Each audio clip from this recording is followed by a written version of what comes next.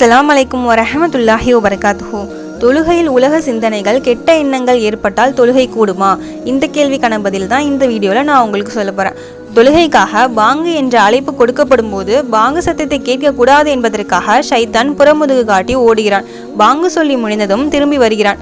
மேலும் தொழுகைக்கு இகாமத் கூறும்போது ஓடுகிறான். இகாமத் சொல்லி முடிந்ததும் முன்னோக்கி வந்து தொழுகையாளிக்கும் அவருடைய மனதிற்கும் இடையில் இருந்து கொண்டு தொழுகையாளி அதற்கு முன்பு வரை நினைத்திராத விஷயங்களெல்லாம் அவருக்கு நினைவூட்டி, இதை நீ நினைத்துப்பார், அதை நீ நினைத்துப்பார் என்று சொல்லி கொண்டிருப்பான்.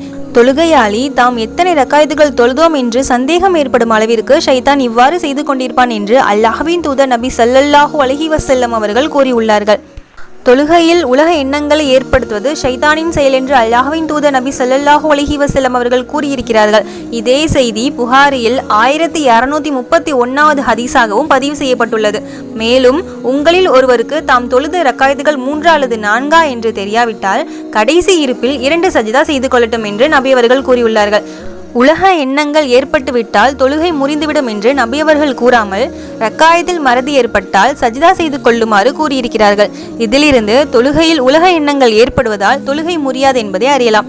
அதே சமயம் இயன்றவரை தொழுகையில் கவனம் சிதறாத வண்ணம் பார்த்து கொள்ள வேண்டும்.